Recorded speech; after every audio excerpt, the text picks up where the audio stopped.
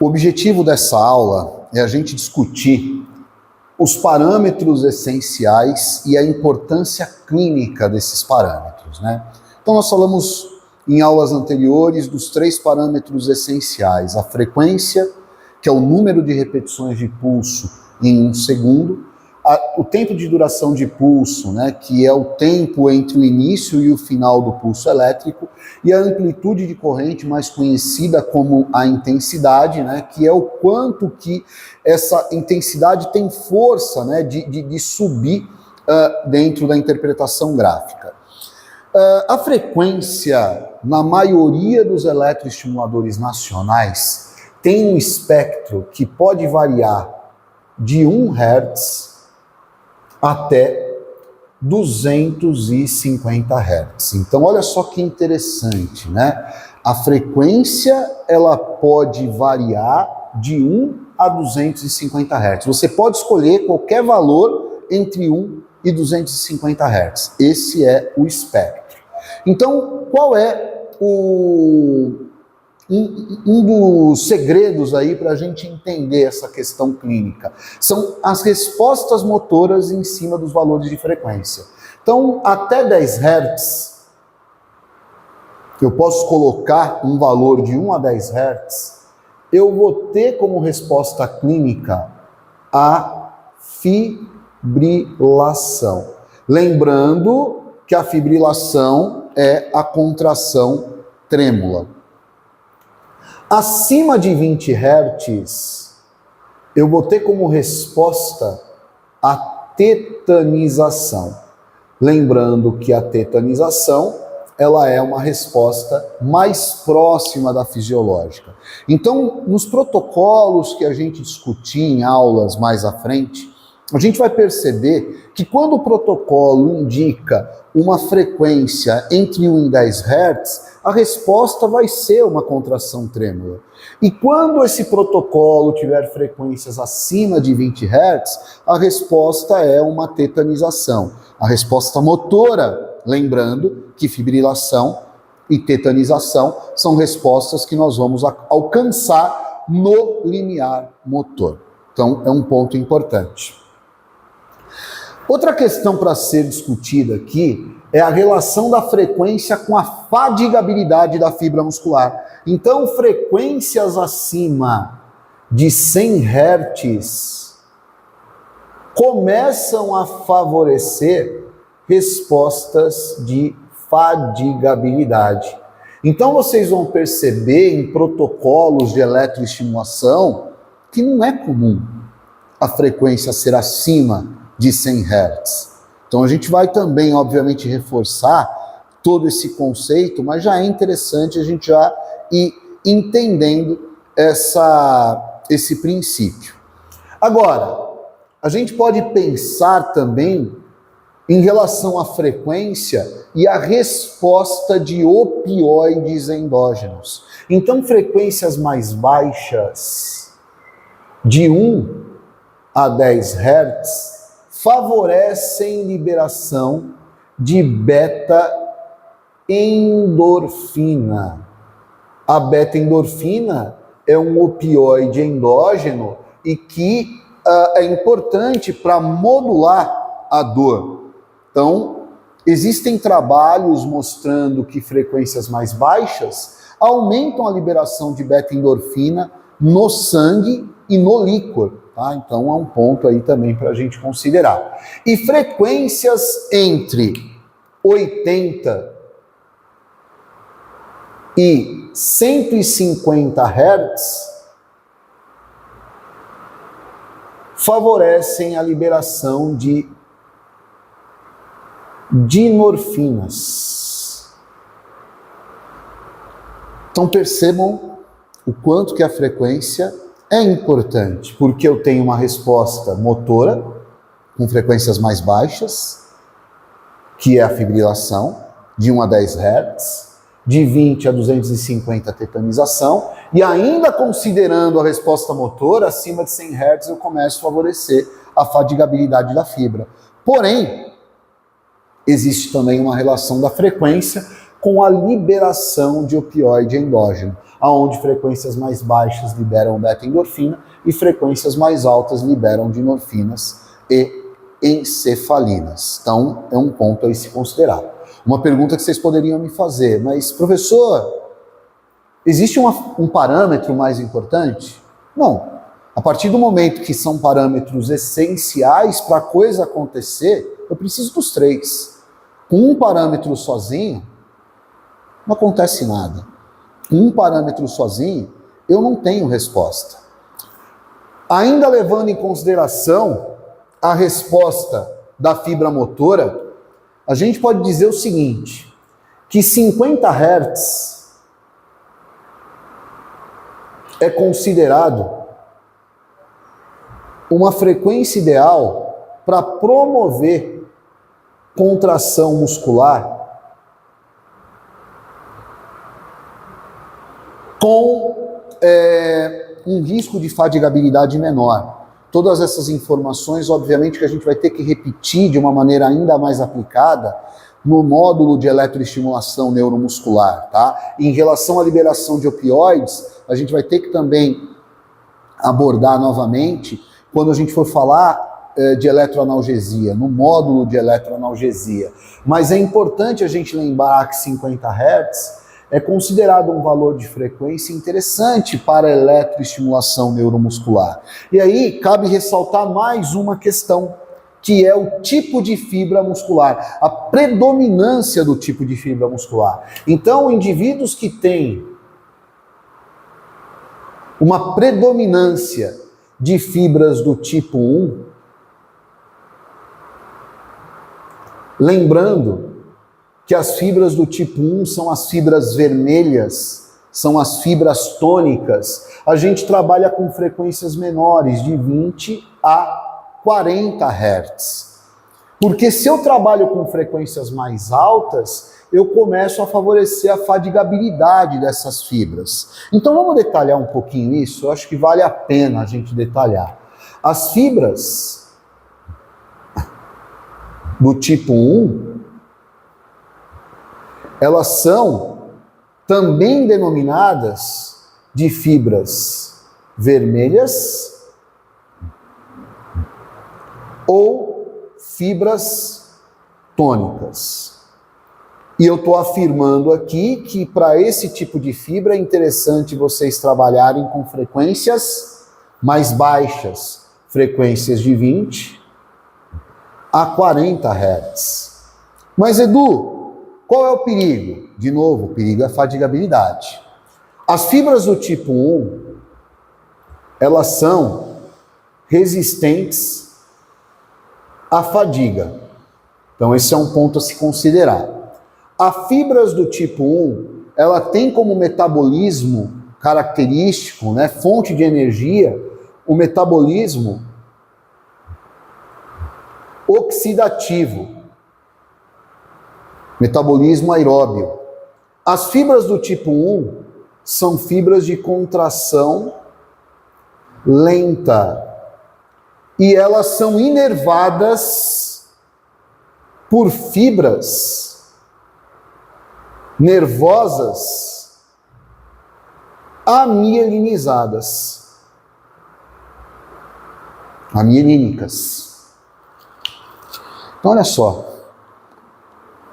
se eu pego um paciente, vamos pegar um exemplo de um paciente diparético, espástico, onde eu quero recrutar fibras do glúteo médio para favorecer o restabelecimento de força, a conscientização de contratibilidade dessa musculatura. Se eu trabalho com frequências muito altas, o glúteo médio vai fadigar muito facilmente. Então é interessante trabalhar com frequências mais baixas. Tem gente que às vezes me pergunta, mas pô, se ele é resistente à fadiga, ele vai fadigar? Vai você fazer um exercício de força, potência, explosão no seu glúteo médio, principalmente você que não está acostumado a esse tipo de treinamento. No outro dia você não acorda, você fica todo dolorido. Então não é a questão dele ser resistente à fadiga que ele não vai fadigar. O fato dele ser resistente à fadiga é que ele realiza um trabalho onde a resistência é importante. Agora, não tem trabalho predominantemente de força e explosão. Então, por isso que para esse tipo de paciente, a gente deve trabalhar com frequências mais baixas. Então, eu espero que isso tenha ficado claro, mas a gente vai discutir com mais aprofundamento e dar outros exemplos nas aulas de eletroestimulação. A mesma coisa em relação às fibras do tipo 2B. As fibras do tipo 2B são as fibras brancas. As fibras do tipo 2B são as fibras fásicas. Então, para as fibras do tipo 2B, a gente pode trabalhar com frequências um pouco mais altas, frequências que vão de 60 a 80 Hz. Então, nessa faixa de frequência de 60 a 80 Hz, a gente poderia, favorecer as fibras do tipo 2B. Ou seja, deixa eu melhorar minha fala, a gente poderia contribuir para um paciente que tem predominância desses músculos ou para um músculo que tem predominância dessas fibras. Quadríceps femoral. Quadríceps femoral é um excelente exemplo, para a gente subir uma escada, para a gente subir um degrau, para a gente conseguir caminhar, a gente precisa de força, a gente precisa de potência no quadríceps. Então, para o quadríceps femoral, você pode explorar em algumas situações frequências um pouco mais altas, de 60 a 80 Hz. Mas percebam, nunca ultrapassando 100 Hz. Então, a frequência, ela vai ser importante nas nossas aulas de eletroanalgesia e ela vai ser importante nas nossas aulas de eletroestimulação, porque ela vai explicar as respostas motoras, ela vai explicar a questão do recrutamento e da fadigabilidade das fibras do tipo 1, das fibras do tipo 2. Então, só para ficar registrado, já que nós falamos das fibras do tipo 1, vamos, obviamente, colocar aqui as fibras do tipo 2B. Então, as fibras do tipo 2B, elas também são chamadas de fibras brancas ou de fibras fásicas. Vamos dizer que são sinônimos. E eu sugeri que para músculos que têm essa predominância do tipo de fibras, a gente poderia trabalhar com frequências de 60 a 80 Hz, nunca ultrapassando 100 Hz, tá? Então 100 Hz seria o nosso limite aí na jogada. E aqui no caso, nas fibras do tipo 2B, são fibras que são pouco resistentes à fadiga. O metabolismo que predomina é o metabolismo glicolítico, conhecido também como metabolismo anaeróbio.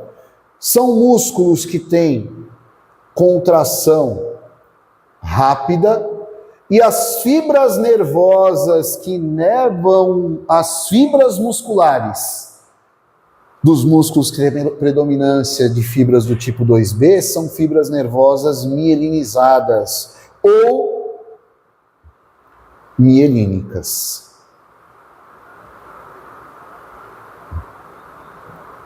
Então espero que vocês tenham entendido essa parte que tem a relação do parâmetro frequência com a importância clínica desses parâmetros. Agora vamos para a duração de pulso. A duração de pulso é um parâmetro que na maioria das marcas, na maioria dos eletroestimuladores, ele vai de 25 microsegundos a 500 microsegundos. Então, é um ponto aí para a gente considerar. O que eu vou fazer para vocês terem um melhor entendimento desse parâmetro? Eu vou desenhar um gráfico, colocar ele aqui, E nesse gráfico, eu vou representar o limiar sensitivo, o limiar motor e o limiar nócico. Então, limiar sensitivo, limiar motor e o limiar nócico. Quando eu trabalho com uma largura de pulso muito pequenininha, eu aumento toda a intensidade do pulso, ó, e eu não atinjo nenhum limiar. Então, trabalhar com larguras de pulsos pequenas dificulta com que esse limiar seja atingido. A gente vai fazer experiências, demonstrações em aulas para vocês terem esse entendimento. Mas eu preciso que vocês entendam esse conceito nesse primeiro momento. Agora, olha só que interessante. Com o lápis azul, eu desenhei um pulso elétrico pequeno. Agora, com o lápis roxo, ó, eu vou desenhar um pulso elétrico maior. E com um pulso elétrico maior, percebam que com menos intensidade, olha, eu atingi o limiar sensitivo. E aí eu subi de novo e atingi o limiar motor. Então, quanto maior a largura de pulso, mais fácil fica para atingir o limiar. Isso tem uma importância clínica? Tem uma importância clínica. Eu vou dar um exemplo. Imagina que eu tenho um paciente com uma intensidade de dor muito alta. O paciente está com uma alodínia, só o fato de eu tocar despolariza e dói. É interessante trabalhar com larguras de pulsos menores, porque trabalhando com larguras de pulsos menores, essa corrente ela vai iniciar de uma maneira mais gradual. Então é um ponto importante para a gente considerar. Na eletroestimulação neuromuscular, a gente procura trabalhar com larguras de pulsos maiores. Agora, imagina um músculo denervado, um músculo que teve a denervação, onde a curva do limiar motor subiu. Pode ser que esse pulso elétrico não atinja esse limiar motor. A gente precisa entender que o tempo de duração de pulso ele não é infinito. Ele tem uma duração específica. Existem marcas disponíveis no mercado onde a duração de pulso chega a 10.000 microsegundos. Existem aparelhos que permitem duração de 10.000 microsegundos de largura de pulso. 10.000 microsegundos é a mesma coisa que 1 segundo. E esses aparelhos com durações de pulsos maiores, eles podem ser interessantes para conseguir gerar uma resposta no músculo denervado. Então esse é um ponto também que a gente vai discutir. Nós vamos ter um módulo de eletrodiagnóstico onde nós vamos abordar toda essa questão, né, de músculo denervado. Esse conceito ele vai ser importante para que vocês entendam esse assunto. Espero que eu tenha sido claro em relação a isso. E por fim, a amplitude de corrente. Então a amplitude de corrente que é oferecida, né, que é a unidade de medida é a miliamperagem, é o miliampere, é um parâmetro que eu não posso explicar para vocês de uma maneira numérica. Eu não posso falar assim, olha, para atingir o limiar sensitivo são tantos miliamperes, para atingir o limiar motor são tantos miliamperes. É impossível eu fazer isso, porque a densidade de tecido muda de indivíduo para indivíduo, de localização do corpo para localização do corpo. Então a amplitude, obviamente, ela é determinada em cima do limiar que eu pretendo atingir. Então nós temos o limiar sensitivo, que eu não preciso de tanta miliamperagem para atingir.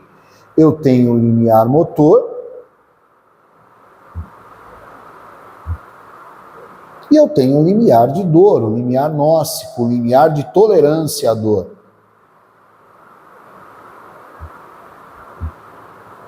Então são conceitos aí importantes.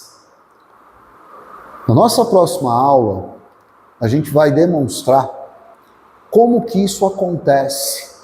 Uma demonstração, né? Uma pessoa olhando o aparelho, olhando os parâmetros, visualizando, e tudo isso ele tende a ficar mais claro. E obviamente que a gente vai ter que rever esses conceitos em cima da demonstração. Então eu espero que vocês tenham entendido esse assunto. Me coloco obviamente à disposição por meio dos nossos canais para dúvidas e esclarecimentos. E a gente se vê numa próxima aula. Um forte abraço.